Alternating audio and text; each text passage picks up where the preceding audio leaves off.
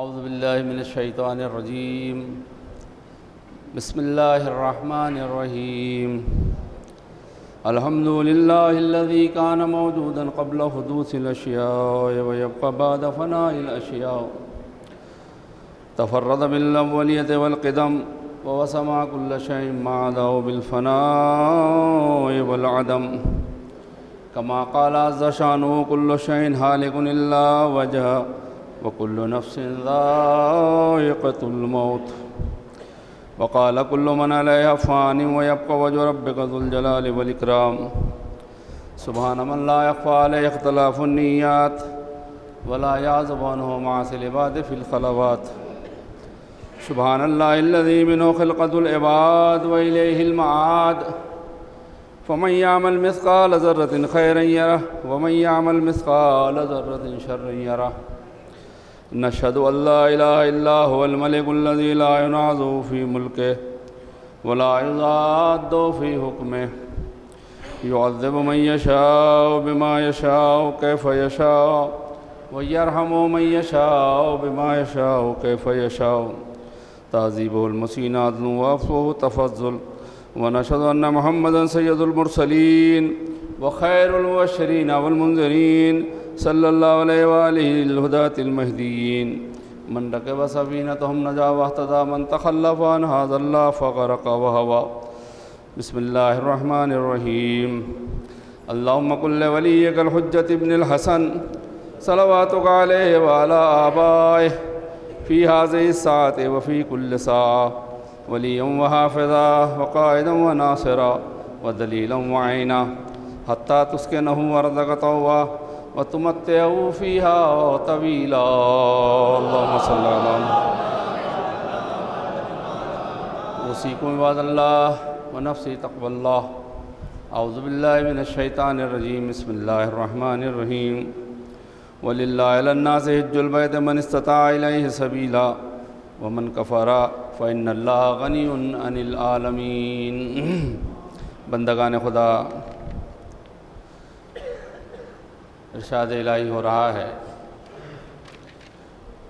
جو شخص مکے تک جانے کی استطاعت رکھتا ہو،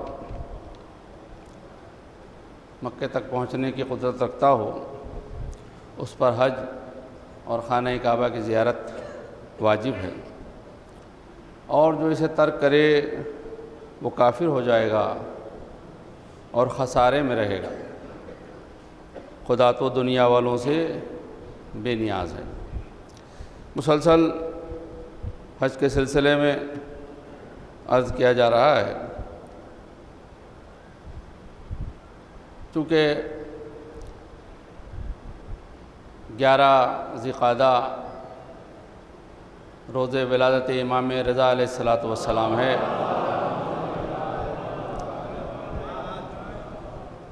لہذا میں آپ کی خدمت میں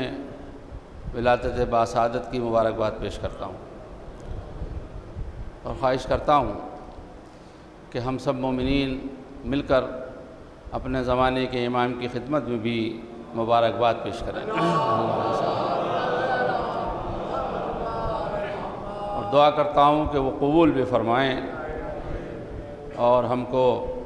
ولادت پر جو لوگ خوشیاں منائیں گے ان میں شمار فرمائیں۔ امام رضا علیہ السلام کے بہت سے فضائل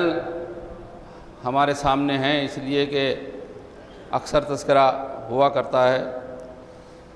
اور آپ کا وہ سفر جو مدینے سے خراسان کی طرف ہوا وہ ایک تاریخی سفر ہے کہ جس میں تمام وہ چھپے ہوئے فضائل جو اہل بیت کے لوگوں نے چھپا دیے تھے وہ امام علیہ السلام کے سفر سے اجاگر ہوئے اور لوگوں تک پہنچے، اور لوگوں تک پہنچے تو ہم تک پہنچے، اور ہم تک پہنچے تو ہمارے بعد والوں تک بھی پہنچیں گے انشاءاللہ۔ لوگ یہ سمجھ رہے تھے، ظالم یہ سمجھ رہا تھا، اس وقت کا ڈکٹیٹر یہ سمجھ رہا تھا، ایمپائر اس وقت کا یہ سمجھ رہا تھا کہ میں بلا کر چپکے سے یہاں عہدہ تو دوں گا مگر اس کے بعد شہید کر دوں گا، جیسا کہ اس نے کیا بھی، اس کی پلاننگ تھی۔ اور یہ خاتمہ ہو جائے گا یہیں پر، اور معاملہ رفع دفع ہو جائے گا اور کسی کو کچھ پتہ نہ چلے گا، نہ لوگ امامت سے آشنا ہوں گے اور نہ لوگ امامت کی معرفت کر پائیں گے۔ لیکن اسے کیا معلوم تھا کہ جس سفر کو اور جس پلان کو وہ چھپانے کے لیے بنا رہا تھا، اللہ نے اسی پلان کے ذریعے امامت کو اجاگر کیا اور لوگوں کے سامنے متعارف کرانے کا ذریعہ وہی سفر ہوا۔ لہذا اس مہینے کی 23 کو آپ کی شہادت بھی ہے اور 11 کو آپ کی ولادت کی تاریخ ہے۔ اس لیے میں امام علیہ السلام ہی سے ایک روایت نقل کرتا ہوں جو حج کے متعلق آپ نے بیان فرمائی۔ ابھی پہلے بھی آپ نے سنے ہی باتیں۔ آپ سے روایت ہے کہ آپ فرماتے ہیں کہ لوگوں کو حج کا حکم صرف اسی لیے دیا گیا تاکہ مادی اور روحانی فوائد ان کا مقدر بنے، روحانی بھی اور مادی بھی۔ حج ایسی عبادت ہے جس سے دونوں فائدے ہوتے ہیں، روحانی بھی ہے اور مادی بھی، دونوں طرح کے فائدے ہیں اس حج سے، حاجی کو بھی اور دوسرے لوگوں کو بھی۔ فرماتے ہیں کہ حج سے قرب خداوندی حاصل ہوتا ہے، ہر عبادت سے قرب خداوندی حاصل ہوتا ہے، اور عبادت کا مفہوم میں نے بیان ہی کیا تھا کہ روح کا اللہ کی طرف سفر کرنا ہے، لیکن حج بہترین عبادت ہے قرب خداوندی حاصل کرنے کے لیے، اللہ کے قریب ہونے کے لیے۔ ظاہر سی بات ہے وہ جگہیں بھی ہیں کہ جہاں سے لوگ اللہ کے قریب ہوئے، میدان عرفات میں وہ پہاڑی بھی ہے جس پر جناب آدم اور جناب حوا ان سے منسوب ہے، اور عرفات کا میدان ہی ہے، اور خانہ کعبہ کے ارد گرد بہت سی چیزیں ہیں، اور مینا کا میدان ہے، اور مسجد خیف ہے، اور وغیرہ وغیرہ جو لوگ جاتے ہیں وہ سب جگہ جاتے ہی ہیں۔ تو وہاں بکھری پڑی ہوئی ہیں چیزیں جن سے معرفت الہی ہوتی ہے، صفا و مروہ اور ان کے درمیان سعی اور زمزم اور دوسری چیزیں۔ تو اللہ سے قریب ہونے کا ذریعہ ہے حج۔ پھر فرماتے ہیں، جلدی جلدی بیان کر دوں، حج سے بہت زیادہ اجر و ثواب حاصل ہوتا ہے، ساری عبادات کے اجر و ثواب حاصل ہوتا ہے، لیکن حج سے بہت زیادہ اجر و ثواب حاصل ہوتا ہے۔ ایک روایت امام صادق علیہ السلام سے منقول ہے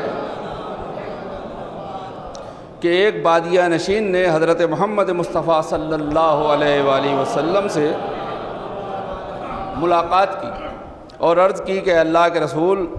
میں حج کے ارادے سے نکلا تھا لیکن کچھ رکاوٹیں پیش آ جانے کی وجہ سے حج چھوٹ گیا۔ میں مالدار آدمی ہوں، مجھے حکم دیجئے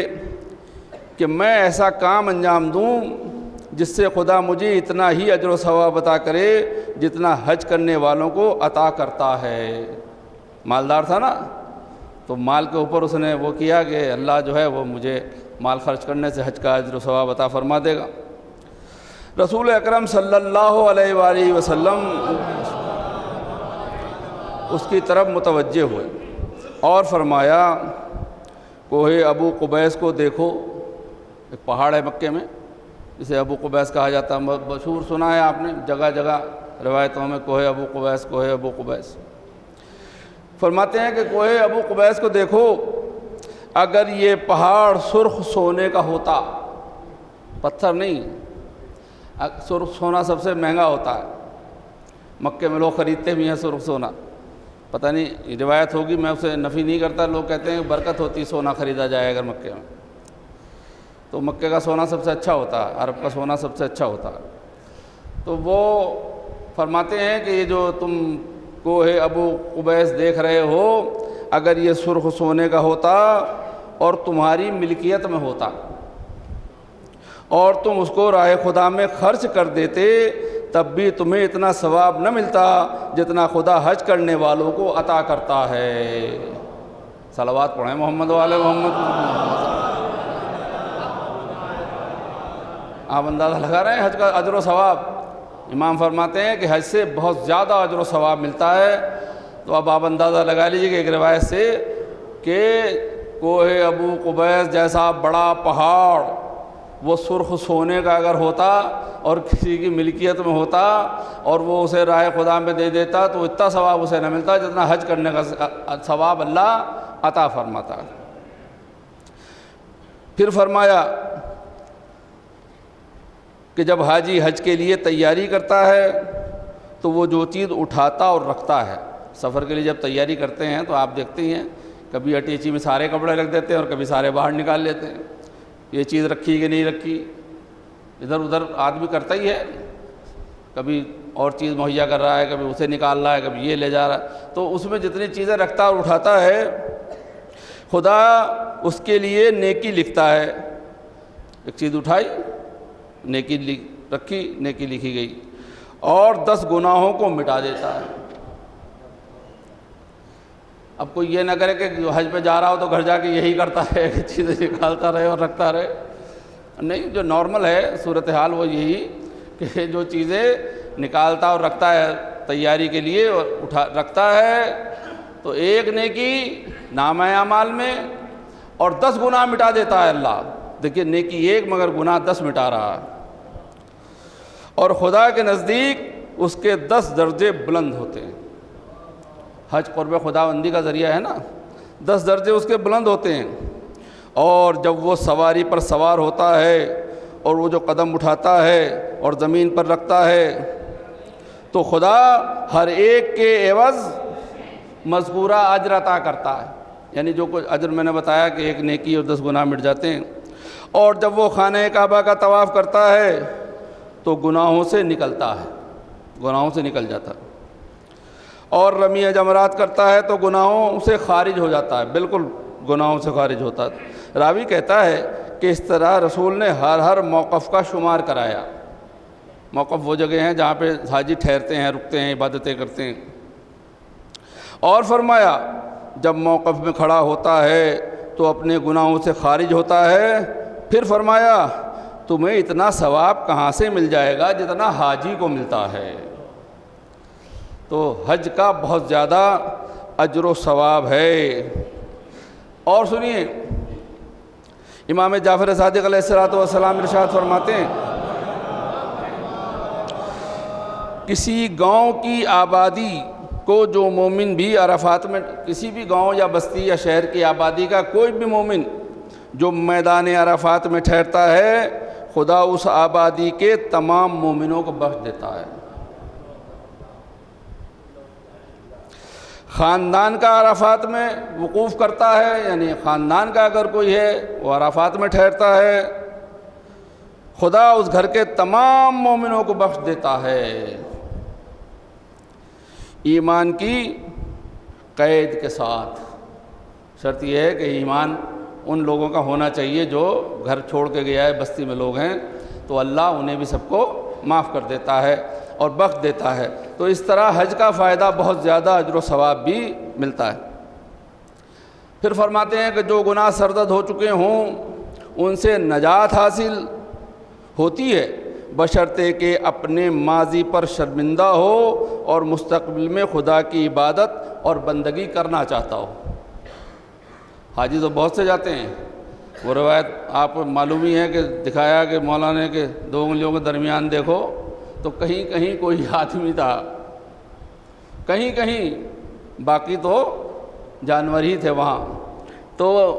مومن ہو اور واقعاً اس کا حج قبول ہو رہا ہو اور ایمان کے ساتھ قرب خداوندی کے ساتھ وہ حج کے لیے گیا ہو۔ اپنے گھرانے سے جدا ہونے، ان سے روابط منقطع ہونے سے قرب خداوندی حاصل ہوتا ہے۔ گھر والوں سے دور، آج تو موبائل کا زمانہ ہے، اگرچہ موبائل وہاں استعمال نہیں کرنا چاہیے، بعض مسائل میں فوٹو بھی، آئینہ بھی نہیں دیکھنا چاہیے، احرام کے بعد ممنوع ہے، لیکن اس میں دیکھ رہے ہیں ویڈیو کال ہو رہی ہے۔ اب یہ مراجع بتائیں گے اور علماء بتائیں گے کہ ویڈیو کال کا کیا مسئلہ ہے، لیکن آئینہ دیکھنا بہرحال ممنوع ہے احرام کی حالت میں۔ جن 24-25 چیزوں سے روکا جاتا ہے اس میں آئینہ بھی نہیں دیکھنا چاہیے۔ تو اب ویڈیو کال احرام کی حالت میں کر رہے ہیں، اپنی تصویر بھی اس میں دکھائی دے رہی ساری اور دوسرے کی بھی دیکھ رہے ہیں، لہذا منقطع ہونا، اپنے گھر والوں سے علیحدگی ہونا، اس سے بھی اللہ کا قرب حاصل ہوتا ہے، لہذا ہمیں اس کا بھی خیال رکھنا چاہیے۔ خوشیوں سے اپنے نفس کو روکے رکھنا اور سردی اور گرمی میں عاجزی اور انکساری سے خدا کی بارگاہ میں حاضر ہونا، غرض تمام تعلقات ختم کرے، خدا سے پوری لو لگائے، دنیا سے سب تعلقات ختم کر دے۔ مثلا یہ نہیں کہ ساتھی ہیں وہ ہیں تو ان سے بھی نہیں، دنیا داری سے کچھ ہو، آئیں گے تو بعد میں دیکھ لیں گے کاروبار کا کیا ہوا، اس کا کیا ہوا، وہ تو سب اللہ نے ذمہ داری لے ہی لی ہے۔ جب ہم حج کے لیے سفر کرتے ہیں جاتے ہیں تو ہمیں اس کی کیا فکر کرنا؟ جب ہمیں اللہ کا قرب حاصل کرنا ہے تو اللہ جب ہمیں اپنے قریب کر لے گا تو ہمیں کوئی برباد تھوڑی کر دے گا، وہ نہیں، اس کا مالک وہ ہے، اس کا محافظ وہ ہے۔ جب بستی والوں کو اور خاندان والوں کو وہ بخشنے کے لیے تیار ہے، معاف کرنے کے لیے تیار ہے، تو ہمارے مال اور دولت کے بارے میں کیسے ہو سکتا ہے کہ وہ برباد کر دے اور وہ کوئی اس کو خراب کر دے؟ نہیں ہو سکتا۔ لہذا ہمیں سردی اور گرمی میں عاجزی، حج اب کی گرمی میں ہوگا اور جمعے بھی گرمی میں ہو رہے ہیں، سخت لو میں آ رہے ہیں آپ حضرات، اگرچہ کچھ اثر ہے مگر یہ سختی اور گرمی، اس میں عاجزی پالنے والے، یہ سارے پنکھے بھی بند ہو جائیں تب بھی ہمارے اوپر کوئی اثر نہیں پڑنا چاہیے، اس لیے کہ ہمیں تو سردی اور گرمی میں عاجزی ظاہر کرنا ہے۔ ٹھیک ہے، اس میں تو پنکھے چل رہے ہیں گرمی میں، لیکن سردی سے بچنے کے لیے تو کوئی ہیٹر چلتا نہیں ہے، تو وہ تو خود ہی سے ہمیں انتظام کرنا پڑتا ہے اس کا، سردی سے بچنے کے لیے، اس کے بعد بھی ٹھنڈی ہوائیں چلتی ہیں۔ تو بہرحال یہ ہے کہ سردی اور گرمی سے ہمیں اللہ کا قرب حاصل ہوتا ہے، اس میں ہمیں عاجزی برتنی چاہیے۔ پنکھا نہیں ہے تو کوئی حرج نہیں، حالانکہ ہونے چاہیے، اگر کہیں نہیں چل رہا ہے تو چلنا چاہیے، وہ بھی سوئچ ووئچ اس کے بھی صحیح ہو جائیں، لیکن یہ ہے کہ یہ نہ ہو کہ صفیں ادھر بیچ میں خالی پڑی ہیں اور ہم کولر کے سامنے کھڑے ہوئے ہیں، صفیں منتشر ہیں اور ہم کولر کے سامنے کھڑے ہیں اور وہیں تک کولر کے سامنے جماعت لگی ہے اور ادھر ادھر بیچ میں خالی، ایسا نہیں ہونا چاہیے، یہ عاجزی کا منافی ہے، بلکہ صفوں کو درست ہونا چاہیے۔ ہماری قسمت ہے کہ ہمیں کولر کے سامنے جگہ مل جائے اور ہماری عبادت قبول ہے اگر ہم گرمی میں رہیں، تو ہمیں سردی اور گرمی میں اپنے آپ کو اللہ ہی کی طرف رجوع کرنا چاہیے، ادھر ادھر دیکھنے کی ضرورت، صفوں کو درست رکھنا چاہیے، کہیں بھی خلا نہیں ہونا چاہیے، ہمارے سامنے یا برابر میں اگر خلا ہو یعنی جگہ خالی ہو تو ہم فوراً صف کو درست کریں، منظم ہو، اور کسی بھی وجہ سے ہماری صفوں میں خالی پن نہیں ہونا چاہیے، بلکہ صفیں لگتی چلی جائیں ایک کے پیچھے ایک منظم طریقے سے، اور بیچ میں جگہ خالی نہیں ہونی چاہیے۔ ہو سکتا ہے کبھی کبھی اتصال بھی نہ ہوتا ہو،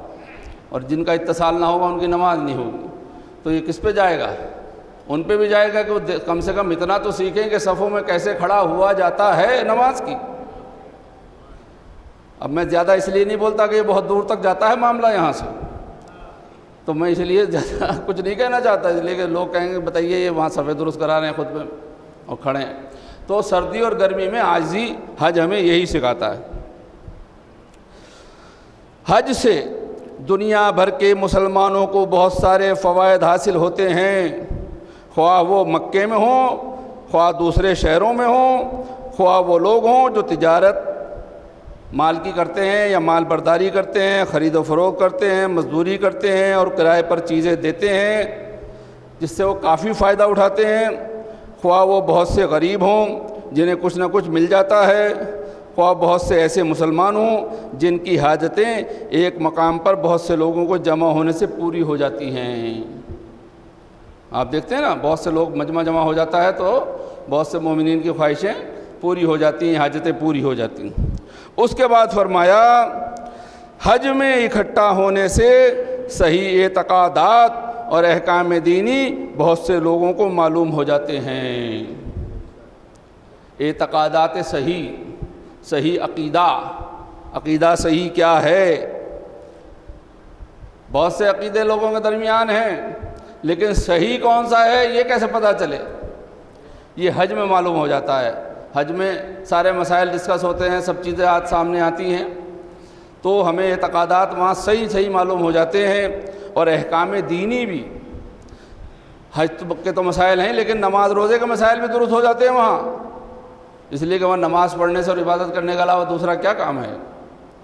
کیسے جماعت میں کھڑا ہونا ہے، کس کے پیچھے پڑھنا ہے، کس کے نیچے نہیں پڑھنا ہے، کیا کرنا ہے کیا نہیں کرنا، سارے مسائل، اس کے علاوہ کوئی دوسرا کام نہیں مسائل ڈسکس کرنے کے علاوہ۔ اور اہل بیت جو سب سے بڑا فائدہ یہ، اور اہل بیت علیہ السلام کی روایات سے بے خبر اور نادان جو لوگ ہیں ان سب تک صحیح خبر پہنچ جاتی ہے۔ اہل بیت کے گھر سے جو روایت آئی ہے، اہل بیت کے ذریعے جو روایت آئی ہے، اہل بیت کے ذریعے جو مسائل آئے ہیں، وہاں سب کے آتے ہیں مسائل، لیکن اہل بیت کی طرف سے کیا مسئلہ ہے وہ جب سامنے آتا ہے تو وہ سب لوگوں کو معلوم ہو جاتا ہے۔ ابھی چاند کے بارے میں فرما رہے تھے، وہاں چاند کا اختلاف ہو ہی جاتا ہے، اس لیے کہ سعودی حکومت اپنے اعتبار سے اعلان کر دیتی، اب کہ وہاں عید کا اعلان غلط ہوا ہے، وہاں کے علماء کہہ رہے ہیں عید کا چاند، لیکن پھر بھی انہوں نے اعلان کر دیا اعلان انہوں نے، اور وہ اسی طرح لوگوں نے نماز بھی پڑھ لی، اور اسی طرح ایسے ہی وہ حج میں بھی کر دیتے ہیں، لیکن اپنے یہاں مسائل ہیں اس میں۔ ہم نے بھی 2 دفعہ احرام باندھا، مقام ابراہیم اور خانہ کعبہ کے درمیان سے باندھ کے آئے احرام اور نیت ویت کر کے آئے، یہاں کے پتہ چلا کہ آغا سیستانی کے نزدیک چاند ثابت ہی نہیں ہے، لہذا اس مسئلے میں رجوع کیا جائے گا کسی کی طرف، تو پتہ نہیں کس کا نام بتایا کہ ان کی طرف رجوع کرو، خیر ان کی طرف رجوع کیا گیا، اور پھر وہاں ہوٹل سے پھر دوبارہ نیت کی گئی، اور اس کے بعد پھر تو یہ مسائل وہاں ہو جاتے ہیں، لیکن اس کی وجہ یہ ہے کہ اہل بیت علیہ السلام نے کیا فرمایا ہے یہ وہاں پتہ چل جاتا ہے، تو اعتقادات اور احکام جو ہے صحیح وہاں مکمل ہو جاتے ہیں۔ بندگان خدا، اللہ ہمیں توفیق دے کہ ہم مستطیع ہونے کے سال ہی حج پہ چلے جائیں، دیر نہ کریں، اور اگر کسی کو دیر ہو گئی ہے تو توبہ ضرور کرے، یہ اس بات سے خوش نہ ہو جائے کہ میں حج کرنے جا رہا ہوں اور میں نے حج کر لیا، نہیں،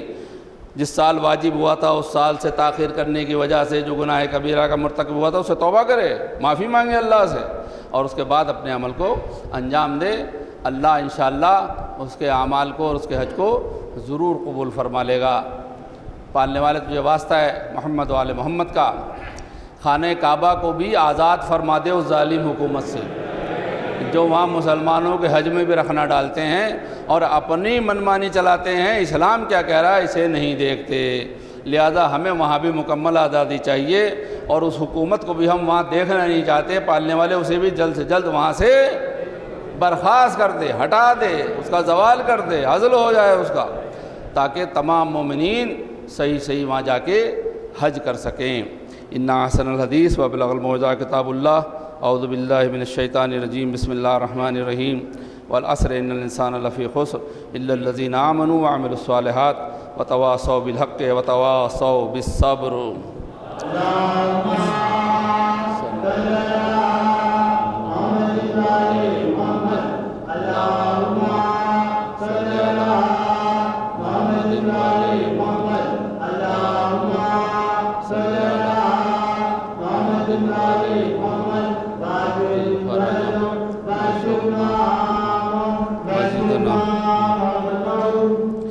اعوذ باللہ من الشیطان الرجیم، بسم اللہ الرحمن الرحیم، الحمد للہ الذی لا الہ الا هو الحلیم الکریم، غافر الذنب وقابل التوب وهو الغفور الرحیم، سبحان من سبقت رحمته غضبہ وبسط الیدین بالرحمہ، سبحان من لم یکلف نفسا الا دون وسعها وعفى عن السیئات ولم یجاز بها، سبحان من لا یزداد علی معاصی عباد الا کرما وجودا وعلی کثرت الذنوب الا عفوا وصفا، نشهد ان لا الہ الا هو لطوف العباد بجودہ والعواد والمظلمین بحلمہ، ونشهد ان محمد النبی وحبیبہ سید المرسلین وشفیع المذنبین بعثہ رحمۃ للعالمین، صلی اللہ علیہ وآلہ الداعین الی سبیل اللہ بالحکمۃ والموعظۃ الحسنہ، قادۃ الامم واولیاء النعم ومعدن الرحمہ، اوصیکم عباد اللہ بالتوبہ، اعوذ باللہ من الشیطان الرجیم، بسم اللہ الرحمن الرحیم، قل یا عبادی الذین اسرفوا علی انفسہم لا تقنطوا من رحمۃ اللہ ان اللہ یغفر الذنوب جمیعا انہ هو الغفور الرحیم۔ بندگان خدا، واضح اور صاف اعلان ہے کہ جن لوگوں نے اپنے نفس و ظلم کیا ہے وہ رحمت الہی سے مایوس نہ ہو، بلکہ توبہ کریں، گناہوں کو بخشوائیں، اللہ ان کے گناہوں کو بخش دے گا، بخش دیتا ہے، اور اس کے علاوہ کون ہے گناہوں کا بخشنے والا؟ کون ہے غفور الرحیم؟ اس کے سوا کوئی نہیں ہے۔ یاد رکھیے اگر گناہ نہ بخشوائے یہاں تو یہ گناہ ہمارے ساتھ ساتھ فوج کی صورت میں وہاں پہنچیں گے، سب مجسم ہو جائیں گے وہاں جا کر۔ قرآن مجید کی بہت سی آیات اس بات کی گواہی دیتی ہیں، روز قیامت ہمارے اعمال زندہ ہو جائیں گے، جو گناہ ہیں، جو اعمال بد ہیں، نیک بھی، اس لیے کہ وَمَن يَعْمَلْ مِثْقَالَ ذَرَّةٍ خَيْرًا يَرَهُ وَمَن يَعْمَلْ مِثْقَالَ ذَرَّةٍ شَرًّا يَرَهُ۔ ذرہ برابر نیکی بھی وہاں دیکھے گا اور ذرہ برابر بدی بھی وہاں دیکھے گا، شر بھی وہاں دیکھے گا، تو اعمال مجسم ہو جائیں گے، سارے اعمال۔ ظلم کیا ہے یہاں تو وہ بھی وہاں تاریکی کی صورت میں ہو جائے گا، اندھیرے کی صورت میں ہو جائے گا۔ ویسے چاند سورج تو وہاں ہوں گے نہیں، ہم نہ معلوم کیسا اندھیرا ہوگا یا نور ہوگا یا روشنی ہوگی، نہیں معلوم، لیکن چاند سورج تو پہلے ہی فنا ہو جائیں گے سب، تو وہاں چاند سورج نہیں ہوں گے جو روشنی کا ذریعہ ہے، اور بجلی کے پاور ہاؤس بھی وہاں نہیں ہوں گے کہ بلب کہیں جلیں گے،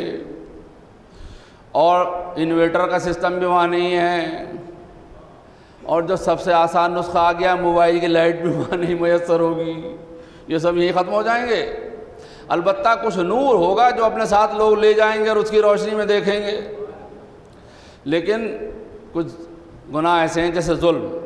کہ جو وہاں تاریکی کی صورت میں ہمارے سامنے آئے گا، اندھیری کی صورت میں، اور وہ ہمیں ہر طرف سے گھیر لے گا، سیاہ بادل کی شکل میں۔ ظلم سمجھتے ہیں آپ؟ بار بار کہا جاتا ہے ناانصافی،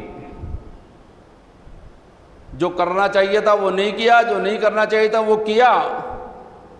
جو ہونا چاہیے تھا وہ نہیں ہوا، جو نہ ہونا چاہیے تھا وہ ہوا، یہ ہے ظلم۔ مثلا کمزور کی مدد کرنی چاہیے تھی، بجائے مدد کرنے کے ہم نے اسے ستایا، یہ بڑا ظلم ہے۔ کمزوروں کی مدد کرنی چاہیے نا، اور ہم انہیں ستاتے ہیں۔ اور بعض لوگوں کا تو کاروبار یہ ہے کہ کمزوروں کو ستانے ہی سے انہیں ترقی ملتی ہے، اور انہیں مال ملتا ہے، انہیں دولت ملتی ہے۔ یہ جو حملہ ہوا یہ کسی اور وجہ سے نہیں، یہ سمجھ رہے تھے کمزور ہیں، ان کو دبا لو، یہ دب جائیں گے اور ہماری حکومت بھی وسیع ہو جائے گی، ان کا مال بھی ہمارے قبضے میں آ جائے گا۔ یہ نہیں معلوم تھا کہ جنہیں کمزور سمجھ رہے ان کی طرف اللہ ہے، اور یہ اللہ ہی ہے کہ جس نے کچھ طاقتوں کو ان کے ساتھ بھی کر دیا کہ جاؤ تم ان کے ساتھ جاؤ۔ نتیجہ کیا ہوا؟ جنہیں کمزور سمجھ رہے تھے وہ طاقتور ثابت ہوئے، اور جن کے مال سے اپنی ترقی چاہتے تھے خود 7-8 سال پیچھے چلے گئے۔ تو کمزوروں کو ستانا نہیں چاہیے، کمزوروں کی مدد کرنی چاہیے۔ لہذا ہمیں دعا بھی کرنی چاہیے کہ پالنے والے ہمیں کمزوروں کی مدد کرنے والا بنا، اور ظالموں سے دور رہنے والا بنا، اور مظلوموں کے ساتھ ہمیں ہمیشہ رکھ، اور ظالموں سے ہمیں ہمیشہ دور رکھ۔ یتیموں کا مال اگر کوئی کھائے تو وہ آگ کے شعلے بن کے سامنے آئیں گے، مجسمہ مال آگ کے شعلے کی صورت میں گھیر لیں گے ہم کو، اور ایمان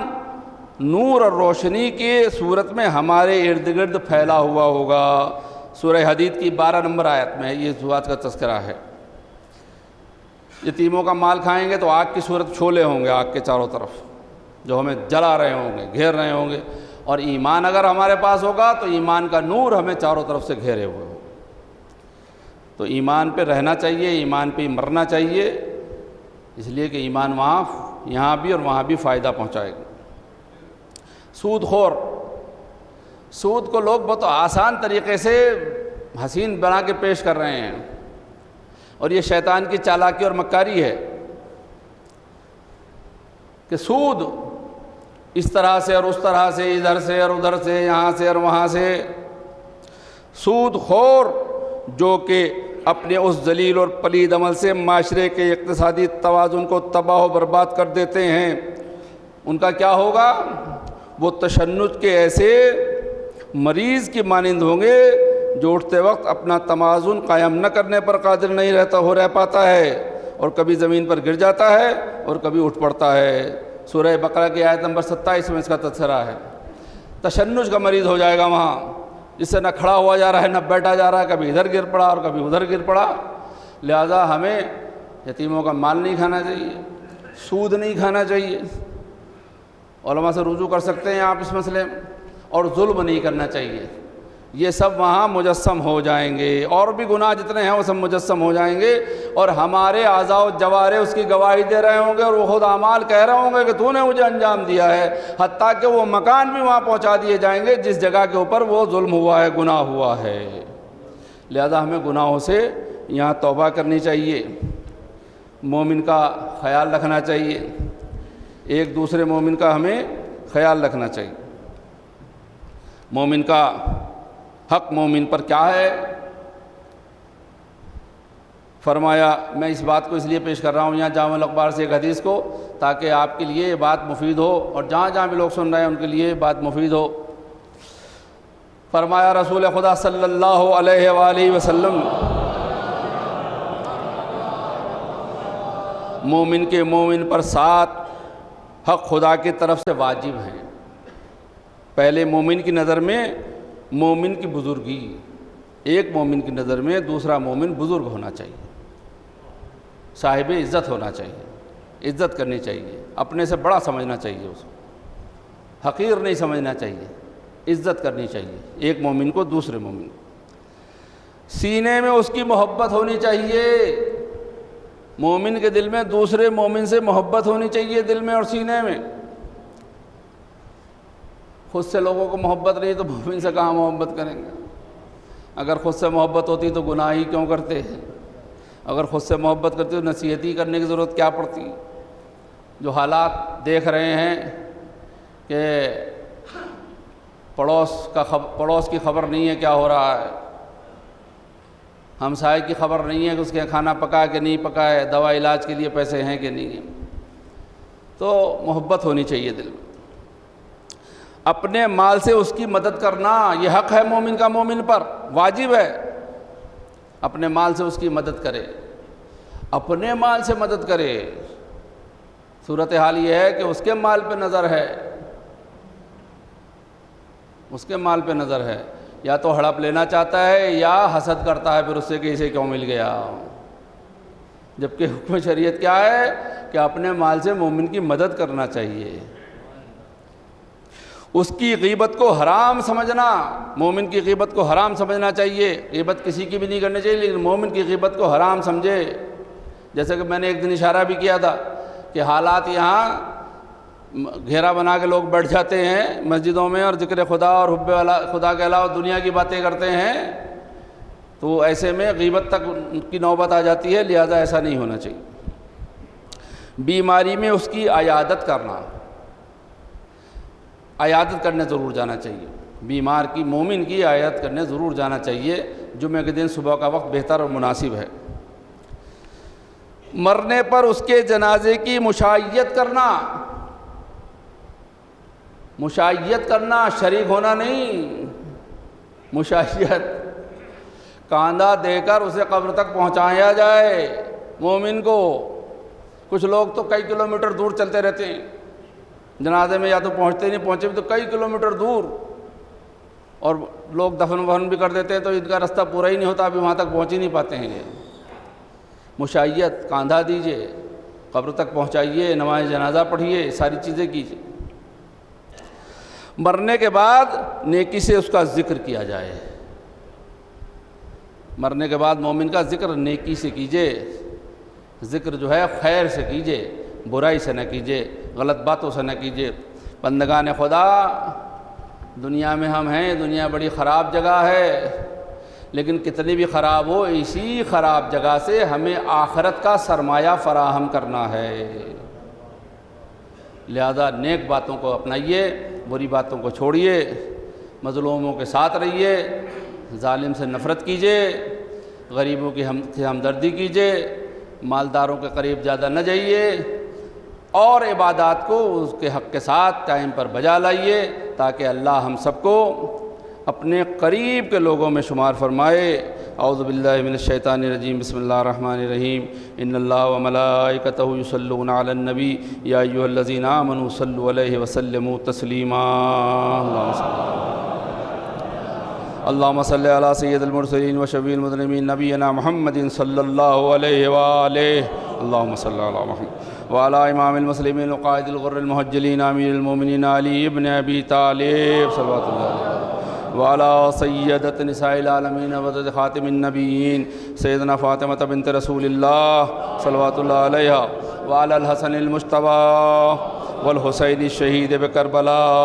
وعلی ابن الحسین ومحمد ابن علی وجعفر ابن محمد وموسیٰ ابن جعفر وعلی ابن موسیٰ ومحمد ابن علی وعلی ابن محمد والحسن ابن علی علیہم الصلاۃ والسلام۔ اللہم صلی علی مولانا صاحب الزمان مع آثار بدع والطغیان ہادم ابنیۃ الشرک والنفاق حاسد فروع البغی والشقاق صلوات اللہ وسلام علیہ۔ بسم اللہ الرحمن الرحیم، ان اللہ یامر بالعدل والاحسان وایتاء ذی القربی وینہی عن الفحشاء والمنکر والبغی یعظکم لعلکم تذکرون۔